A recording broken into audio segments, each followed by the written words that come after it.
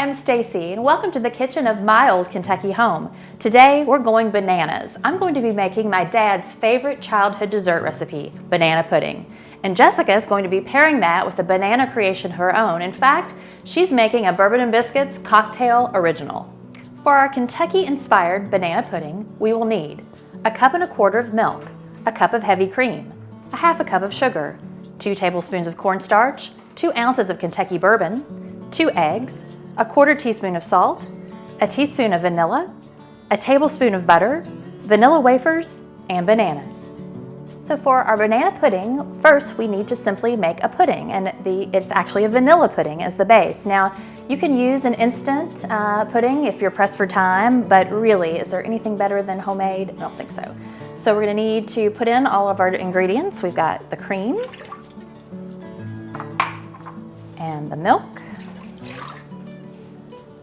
and the Kentucky bourbon, the sugar, the salt, the cornstarch, and the beaten eggs. And this is on a low heat right now. This is just in a little 2-quart saucepan. You can also use a double boiler if you're a little timid about maybe scorching it.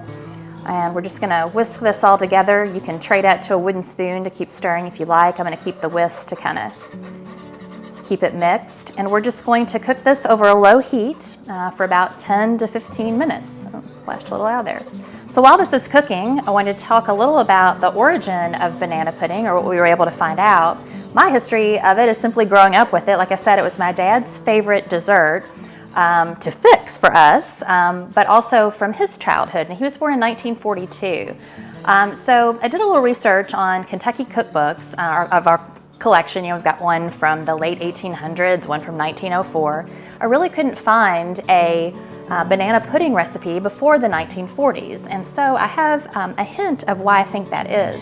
I think it's similar to when we talked about and made pimento cheese. I think it's one of those things that became a Southern tradition, but was aided by some marketing out of the North. If you'll remember in the pimento cheese example, it was the mass production of Philadelphia cream cheese, and I'm using that as a recipe that really drove a lot of that recipe making in the South. Well, I think the same thing must have happened with the Nabisco Company that was formerly the National Biscuit Company, because in 1940, roundabout, they started printing a recipe for banana pudding on that Nilla, that famous Nilla wafers box. And as I said, my dad was born in 42, so my bet is that my grandmother, it was like a fanciful dessert. Our vanilla pudding has now been cooking about, I'd say 12 minutes to get to this consistency on low heat. And as you can see, it's kind of, it's not quite pudding consistency yet. It'll set when it cools, but it's more like a porridge, like an oatmeal consistency. You can see, kind of feel that. And we're gonna take it off the stove, let it cool, and then we're gonna assemble our banana pudding. So we've just taken our vanilla pudding off the stove to let it cool and set, and before it gets to setting, we wanna add our vanilla and our butter. And we're just gonna mix that in and let this cool. And so while this is cooling, we're going to prep our last ingredient, which is the bananas. I'm just gonna simply cut and slice 3 to 4 bananas. And this will vary on the containers that you're using.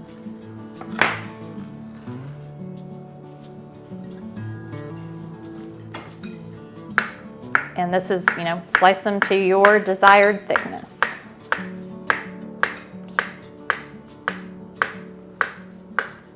So we're ready for the fun part now, the assembling. We have our vanilla pudding from scratch, which is cooling, not completely set. We have our sliced bananas and our vanilla wafers.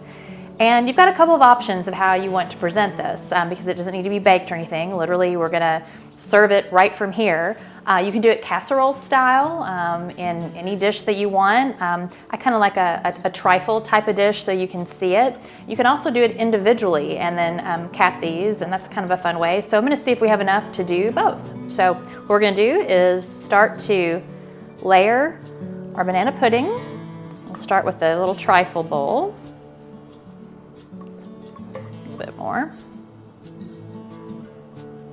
Okay, I wish you could smell this, very bourbony. Okay, then we're gonna take some of the vanilla wafers, and I like to see them, so I'm just gonna set them around the sides. It's kind of like making Charlotte Russe with the lady fingers. And we're gonna throw a layer of bananas in.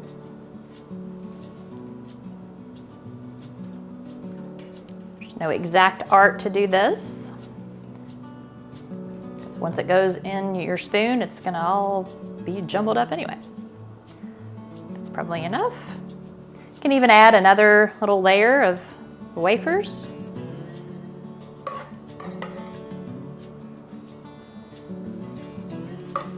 Some more pudding. I think you're getting the hang of this, right? We'll do one more little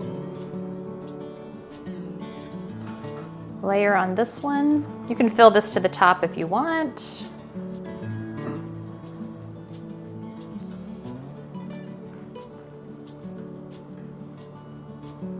This one to me looks like it might serve 4 in this little trifle bowl. I don't have too big eaters.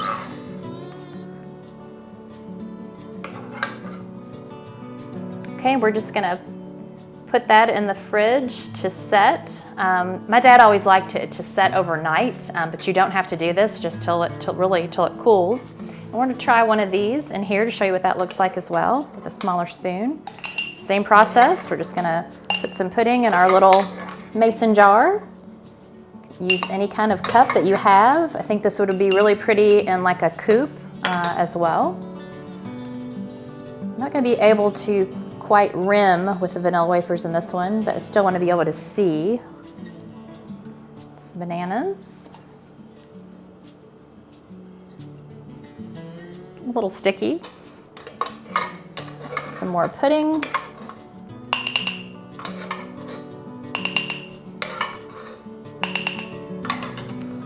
The round of wafers. A couple more bananas. I'm going to leave room to be able to either top this with the lid, or also finish it with whipped cream. A lot of people, I've seen recipes for a meringue. You can also do a meringue and fire the top, but I like it with just simply with whipped cream. So those are our 2 versions, and I'm going to get us this prep with some whipped cream, and I just took some vanilla wafers that were a little broken and crushed those up. But while I do that, we're gonna go check on Jessica and her original bourbon and biscuits cocktail with banana flavor. Well, since we've gone bananas today, I have created a banana bourbon cocktail that I'm calling Bananas Forester. And we're using, naturally, Old Forester bourbon, Crème de Banana, Frangelico liqueur, and black walnut bitters. So we're gonna start with 3 ounces of our bourbon.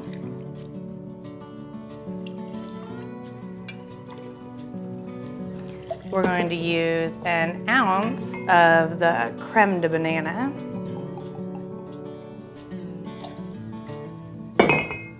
And we're going to use an ounce and a half of the Frangelico. And Frangelico is a hazelnut liqueur.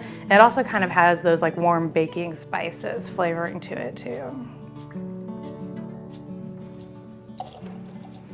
All right, and then finally we're going to do several dashes of these black walnut bitters.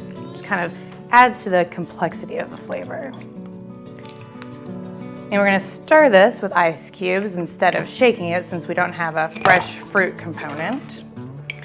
And when I am doing bourbon tastings, a lot of time I get that kind of ripe banana flavor, so I was excited about creating a cocktail that plays that up and that also will pair nicely with our banana pudding that Stacey's making, so I hope she likes it too.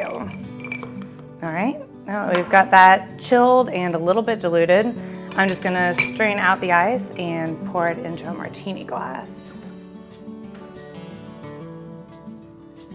There you go, perfect. And there you have it, it's my Bananas Forester cocktail. All right, so what do you think about my first original cocktail for the show?